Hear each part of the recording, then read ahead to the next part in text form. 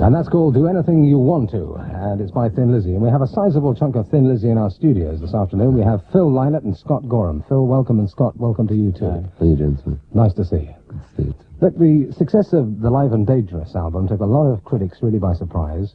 We've been hearing for a long, long time that heavy metal was dead, finished, and out the window and gone.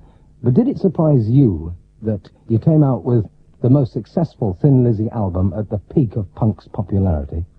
No, not really. I was taken back by the sales because it was a double album, you know, and for it to go platinum, which is our first British platinum record, you know, really surprised us. But the band is very popular, you know, at the moment. And when the album came out, I knew it was going to do well because the supporters had been writing us stacks of letters, you know, saying bring out a live album.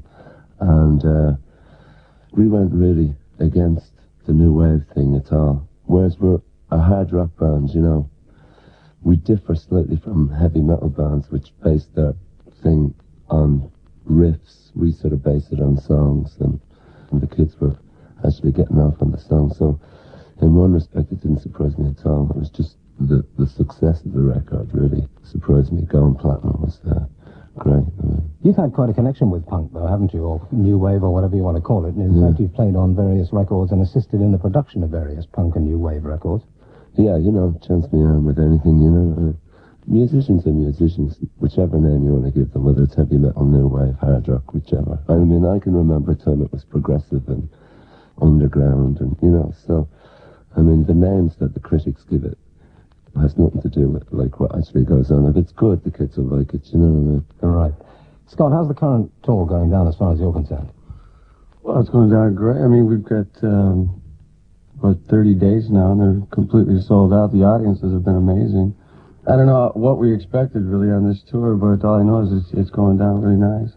But we're starting to play a lot of the new songs off the new album as sort of a feeler to see how they're going to go down. And those are going down really well. And that's always kind of a scary situation to be in, like what's going to happen with the new songs, how are the people going to react to something that they've never heard before. And luckily for us, they've been going down really well. One of the things that goes along with the tour, and in fact with the whole rock and roll circus, is the merchandising side, the T-shirts, the photographs and things like that. Do you actually control what happens in that area?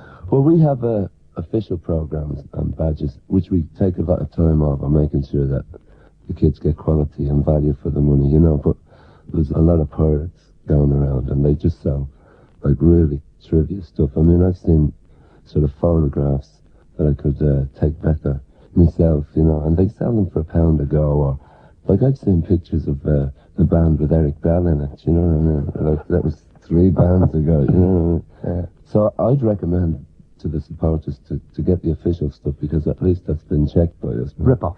Yeah. Let's talk a little bit about the new album, Black Rose. There's a track on it that's captivated the imagination of all of us in the studio here, but we hadn't heard it before.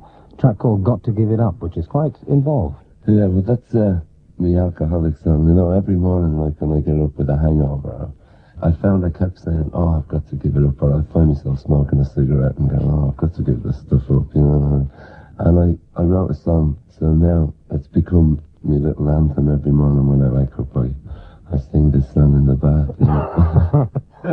Okay, let's hear it. This is the track called Got to Give It Up. It's from Black Rose. Phil Lynott and Scott Gorham from Thin Lizzy in our studio at the moment. Phil, I'd like to ask you, how far is Lizzy your band? Because to a very great degree, you're the guy that's always in the spotlight. Is it a dictatorship or a democracy or what? I'm seen as the leader of the band, you know, mainly because, you know, if there's a photograph going, I'll jump in front of the camera, you know, or if there's an interview, I'll turn up for the interviews.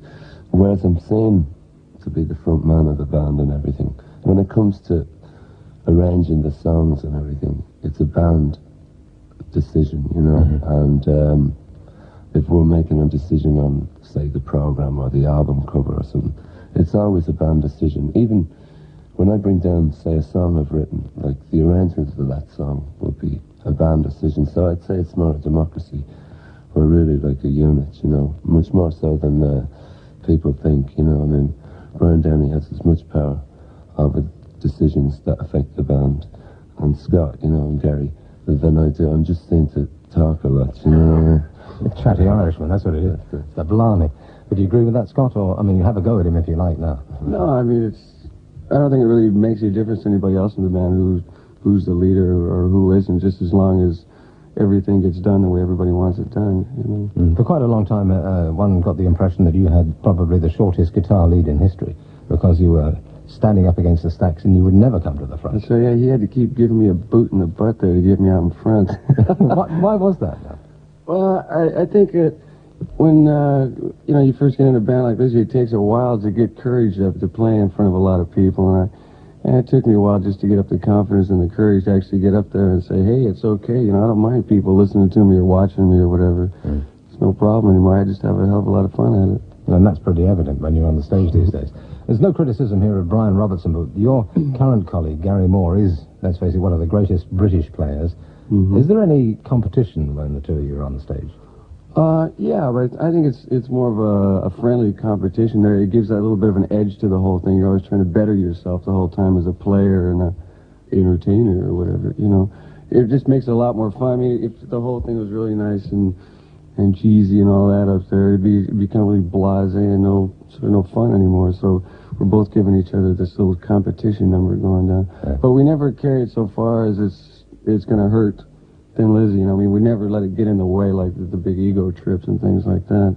We just go out and have fun with each other and see what happens each night. Yeah.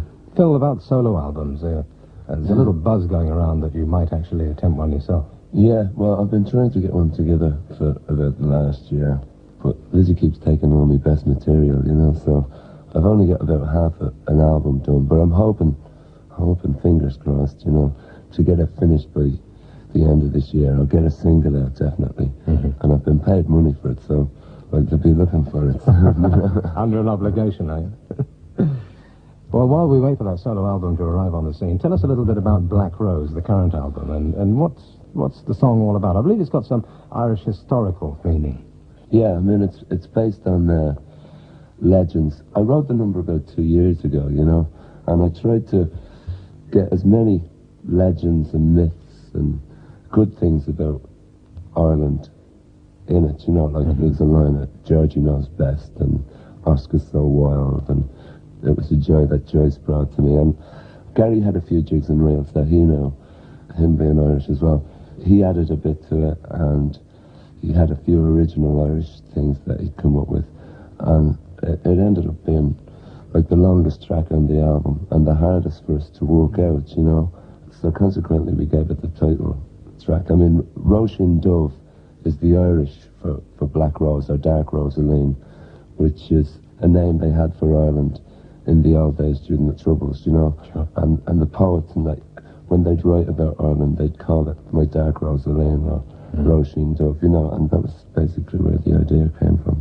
Okay, let's play the title track from the album Black Rose, and it's nice to hear that Waiting for an Alibi has gone silver in this country, which I believe is your first silver single for some time. Yeah, I'd like to thank all the Lizzy supporters for that. Thanks again. Well, you count me amongst them anyway. Thanks a lot, Phil, Lynott, and thanks a lot, Scott. Thank you. Hope the tour for the rest of the time goes well, and this is Black Rose.